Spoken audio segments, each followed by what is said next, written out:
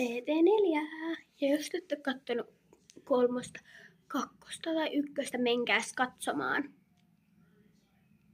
Ja menkää katsomaan äitien päiväesittelyvideo. Miksi tää on taas 15 sekkaa, ota mennä.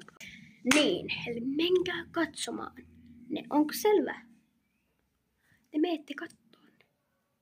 Jos te ette jaksa katsoneet, niin miksi te olette tällä kanavalla?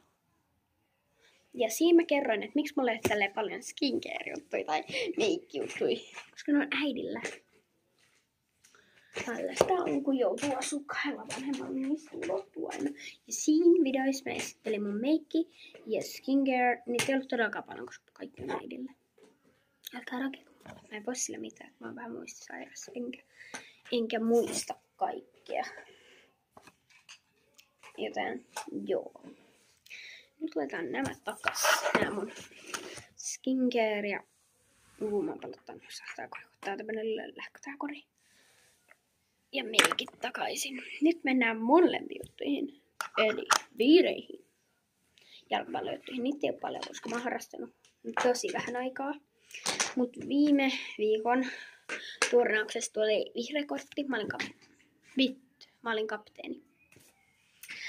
Sitten mennään näihin viireihin. Näitä ei ole paljon, koska hei, kuunnelkaa, mä en harrastanut kauan. Jos teillä on joku ongelma, niin get out. Niin, ekana on kapun. Mietitään sen kapu